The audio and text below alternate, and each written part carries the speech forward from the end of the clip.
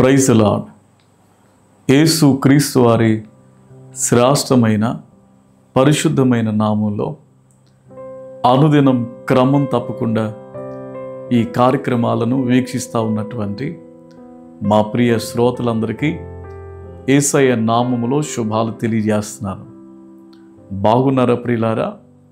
దేవుని మహాకృపను బట్టి ఈ ఉదయకాల సమయంలో మనమందరం దేవుని మాటలు వినే కృపాధన్యతను ప్రభు మనకిచ్చినందుకే నేను మీతో కలిసి ప్రభుని స్తుతిస్తూ ఉంటున్నాను. ప్రియులారా, ఈ ఉదయకాల సమయంలో దేవుని మాటలను జ్ఞాపకం చేసుకుందామా? పరిశుద్ధ బైబిల్ గ్రంథము నుండి ఇర్మియా గ్రంథం 12వ అధ్యాయం 3వ వచనాన్ని చదువుకుందాం.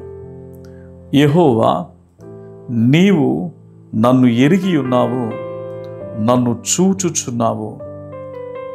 దేవుడి మాటల ద్వారా ఉదయకాల సమయంలో మనతో మాట్లాడునుగాక. ఇర్మియా తెలియజేస్తా ఉన్నాడు, యెహోవా, నీవు నన్ను ఎరిగి ఉన్నావు, నన్ను చూచుచున్న దేవుడవు. ప్రియులారా, ఈ మాటలు వింటున్నప్పుడు ఎంతో ఆదరణ, ఎంతో ప్రోత్సాహాన్ని పరిశుద్ధాత్మ దేవుడు మనకు అనుగ్రహిస్తూ ఉన్నాడు.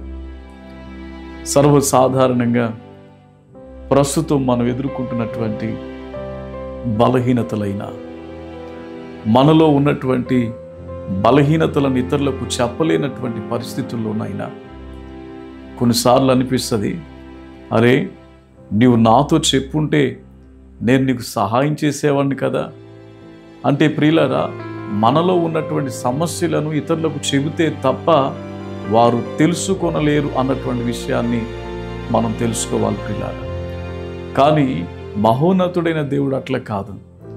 ఆయన మనం ఎలాంటి పరిస్థితుల్లో ఉన్నామో ఆయన పూర్తిగా ఎరిగినటువంటి దేవుడు.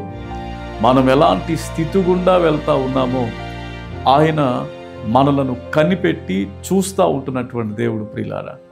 అందుచేత ఈ దినాన నీ జీవితంలో దేవుడు గొప్ప కార్యాన్ని చేయాలని ఆశపడుతూ ఉన్నాడు. ఒకవేళ నువ్వు అనుకుంటున్నావేమో, నన్నెవ్వరూ పట్టించుకోవటం లేదు, నా కష్టములో, నా బాధలో, నా శ్రమలో నన్నెవరు అర్థం చేసుకోవట్లేదు, నన్నెవరు చూడటం లేదని చెప్పి. కానీ నీ కొరకు సిలువలో మరణించి ప్రాణం పెట్టి తిరిగి లేచినటువంటి యేసయ్య ఉన్నారని నువ్వు మర్చిపోవడానికి ఎంత మాత్రం వీల్లేదు ప్రియులారా.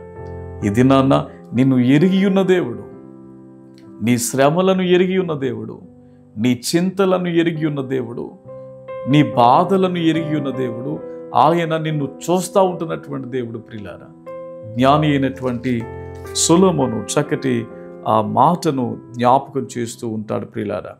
సామెతల గ్రంథం 15వ అధ్యాయం 3వ వచనంలో అంటాడు, యెహోవా కన్నులు ప్రతి స్థలము మీద ఉండెను, చెడ్డవారిని మంచివారిని అవి చూచుచుండెను. నువ్వు ఏ స్థలములో ఉన్నావో, ఏ దేశములో ఉన్నావో, ఎలాంటి అపాయకరమైన పరిస్థితుల్లో ఉన్నావో దేవుడు నిన్ను చూస్తూ ఉన్నాడు. నిన్ను ఎరిగినటువంటి దేవుడు మనకు ఉన్నాడు అన్నటువంటి విషయాన్ని పరిశుద్ధాత్మ దేవుడు మనకు జ్ఞాపకం చేస్తూ ఉన్నాడు ప్రియులారా. హాగరు ఉద్వేషింపబడి శ్రమల గుండా ప్రియులారా అరణ్యములోనికి ప్రవేశించినప్పుడు తన వారు ఎవరు ఎరిగి ఉండలేదు, కానీ ఎవరు ఆమెను చూడలేదు, కానీ ఆకాశము నుండి దేవుడు ఆమెను చూచాడు, ఆమె శ్రమ నుండి విడిపించాడు. ఆ శ్రమలో ప్రియులార దేవదేవుడు ఒక ఉన్నతమైనటువంటి మార్గాన్ని ఏర్పాటు చేశాడు. ఇది నాన్న ఒంటరితనములో నువ్వు ద్వేషింపబడుతున్నావా? నీవు అపహాసపు పాలు చేయబడుతూ ఉన్నావా? నీ శ్రమలను బట్టి, నీ బాధలను బట్టి ఒంటరి జీవితాన్ని అనుభవిస్తూ ఉంటున్నావా? అయితే భయపడద్దు. నేను ప్రకటిస్తున్నటువంటి దేవుడు నీ జీవితాన్ని ఉన్నతమైన పరిస్థితుల్లో తీసుకుని వెళ్ళడానికి ఇష్టపడుతున్నాడు. అయితే నువ్వు చేయాల్సిన పని ఏంటో తెలుసా? ఆయన యందు విశ్వాసం ఉంచి నీ జీవితాన్ని ఆయనకిచ్చినప్పుడు ఆయన నిన్ను జ్ఞాపకం చేసుకుని సమాధానాన్ని కలుగజేస్తాడు. అలాంటి కృపాధన్యత ప్రభు నీకు దయచేయునుగాక. పరిశుద్ధుడు అయిన తండ్రి, దయగలిగిన దేవ, ద్వేషింపబడిన హాగరును నీవు ఎరిగి ఉన్నావు నాయన, నీవు చూచి ఉన్నావు తండ్రి. ప్రతి స్థలమందు మీ కనులు చూస్తూ ఉన్నాయి ప్రభువా.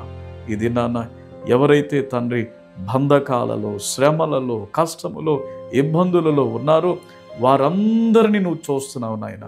వారికి ఇప్పుడే యేసు నామములో విడుదల కలుగునుగాక తండ్రి. ఈ ఉదయకాలమందు ఆ బిడ్డలను దర్శించండి, బలపరచండి. యేసు నామం పేరిట అడుగుచున్నాం తండ్రి. ఆమేన్.